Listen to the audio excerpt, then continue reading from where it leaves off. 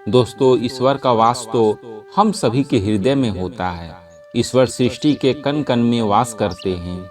लेकिन जब हम भगवान को उनके मंगल स्वरूप में बनी हुई मूर्ति में देखकर उनकी पूजा करते हैं तो हमारी पूजा का हमें कई गुना अधिक फल प्राप्त होता है।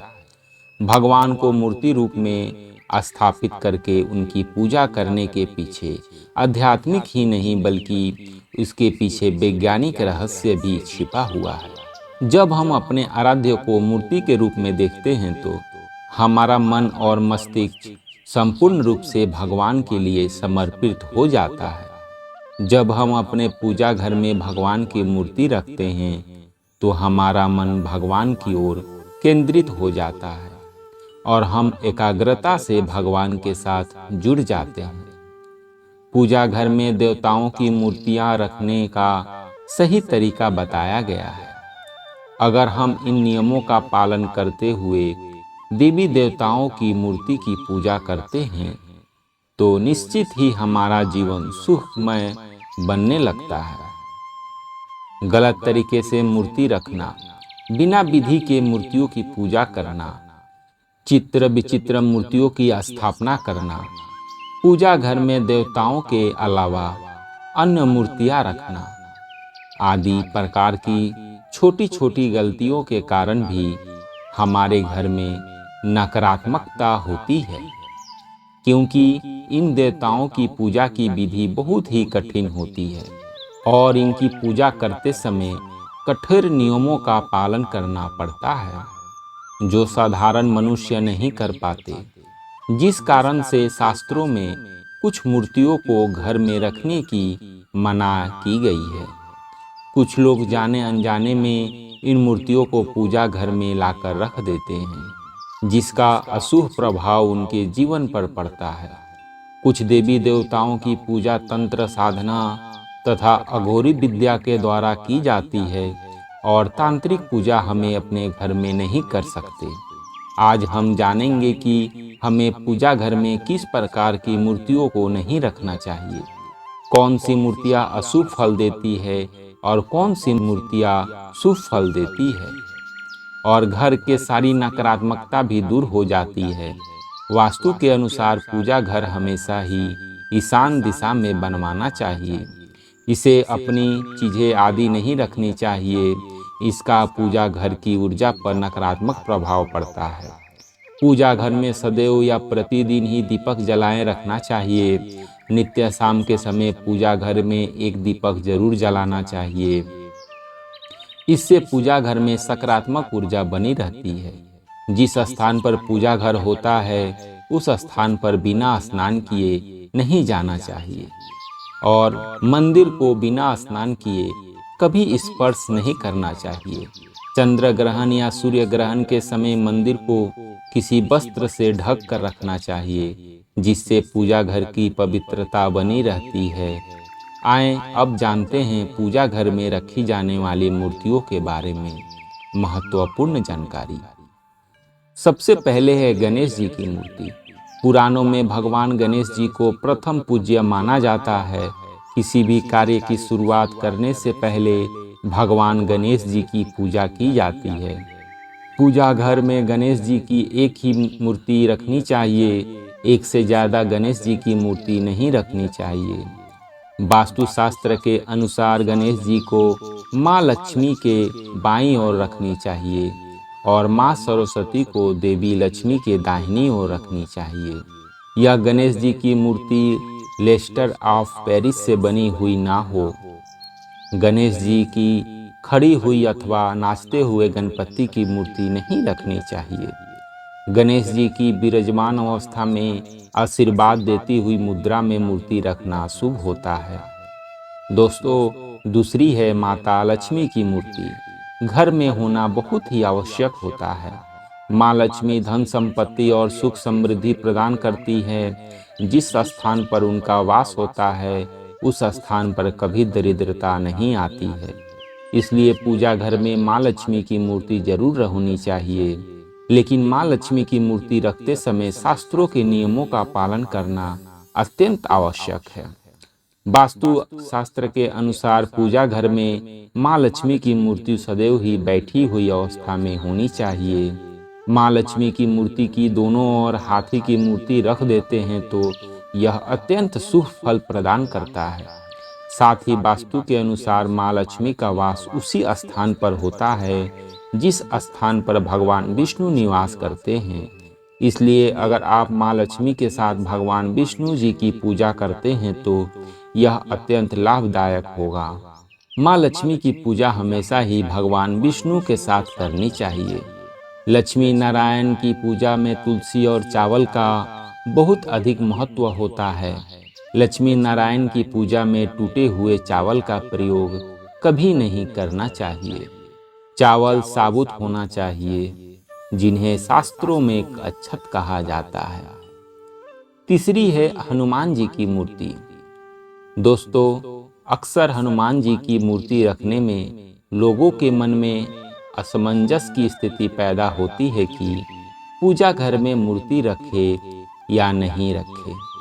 लेकिन आपको बता दें कि पूजा घर में हनुमान जी की मूर्ति जरूर रखनी चाहिए।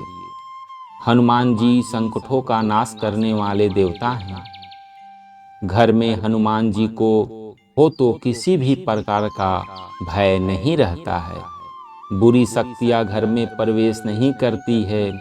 हनुमान जी की मूर्ति पूजा घर में होने से ग्रह दोष समाप्त होता है और कष्टों से मुक्ति मिलता है। भाई भाई में प्रेम नहीं है तो आप अपने घर में राम दरबार की फोटो जरूर रखें। आप राम दरबार की मूर्ति भी ला सकते हैं जिसमें हनुमान जी भी उपस्थित हो। इसे पूजा घर में रखने से परिवार में प्रेम और शांति बनी रहती है। इसके साथ ही पूजा घर में शिवलिंग जरूर रखना चाहिए। ध्यान रहे, शिवलिंग ज़्यादा बड़ा नहीं होना चाहिए। शिवलिंग रखते समय यह बातें ध्यान में रखें। अगर आप नित्य शिवलिंग को जल चढ़ा सकते हैं तभी शिवलिंग घर में रखें। यदि आप ऐसा नहीं कर पाते तो शिवलिंग नहीं रखना चाहिए। शिवलिंग को रोज जल से और दूध से अभिषेक करना अनिवार्य होता है। अगर आप शिवलिंग नहीं रख सकते तो आप भगवान शिव और माँ पार्वती और गणेश जी की एक मूर्ति अपने पूजा घर में जरूर रखें। इससे संपूर्ण परिवार में खुशहाली बनी रहती है। अब जानते हैं वास्तुशास्त्र के अनुसार कौन सी मूर्तियों को एक साथ रखना चाहिए और कौन सी मूर्तियों को नहीं।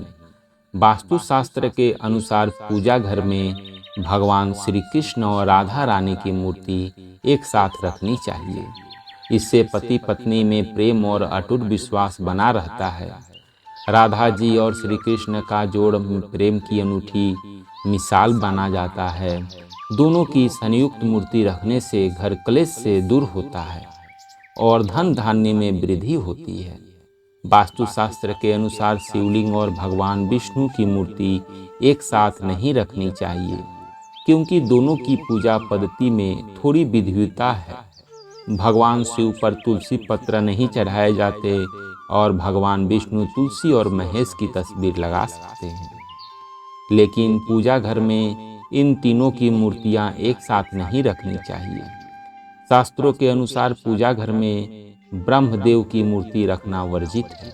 वास्तुशास्त्र के अनुसार पति पत्नी के कमरे में हनुमान जी की तस्वीर अथवा मूर्ति रखना वर्जित है। अगर कोई व्यक्ति अविवाहित है तो वह अपने रूम में हनुमान जी की मूर्ति रख सकता है, लेकिन विवाह के बाद हनुमान जी की तस्वीर नहीं लगानी चाहिए। हनुमान जी ब्रह्मचारी हैं, उनको पूजा घर में कभी भी मृत परिवार की तस्वीर नहीं रखनी चाहिए। हमारे मृत परिजन भगवान नहीं हैं, उनकी पूजा रोज करना शुभ माना जाता है। मृत परिजनों की पूजा केवल पितृ पक्ष में ही करनी चाहिए। पूजा घर में मृत परिजनों की अथवा अन्य साधु संतों की तस्वीर भी नहीं लगानी चाहिए। पूजा घर का स्थान केवल आपके आराध्य का होता है। आपको केवल उनको ही सर्वोच्च स्थान देना चाहिए। वास्तुशास्त्र के अनुसार पूजा घर में कभी भी राहु केतु शनि देव, माँ काली आदि की तस्वीर अथवा मूर्ति भी नहीं रखनी चाहिए, क्योंकि ये सभी देवता उग्र देवता के श्रेणी में आते हैं। इनकी पूजा तंत्र साधना से की जाती है। इनकी पूजा करना अत्यंत कठिन होता है और कोई भी साधारण मनुष्य इनकी पूर्ण पूजी विधि से पूजा नहीं कर सकता। इन देवताओं की पूजा में चूक होने पर अशुभ परिणाम प्राप्त होते हैं, इसलिए पूजा घर में इन्हें कभी नहीं रखना चाहिए। पूजा घर में किसी भी देवता की उग्र अवस्था वाली तस्वीर अथवा मूर्ति ना रखें। देवी देवताओं की मूर्तियां अथवा तस्वीर प्रसन्न मुद्रा में वाली और आशीर्वाद देते हुए होनी चाहिए। लड़ाई और युद्ध की तस्वीर भी पूजा घर में रखना वर्जित माना गया है। पूजा घर को नियमित रूप से स्वच्छ करते रहें ताकि पूजा घर का वातावरण पवित्र बना रहे। पूजा घर को कभी भी गंदा रखना नहीं चाहिए। अगर पूजा घर में नकारात्मक ऊर्जा होगी तो इसका असर संपूर्ण परिवार पर पड़ेगा।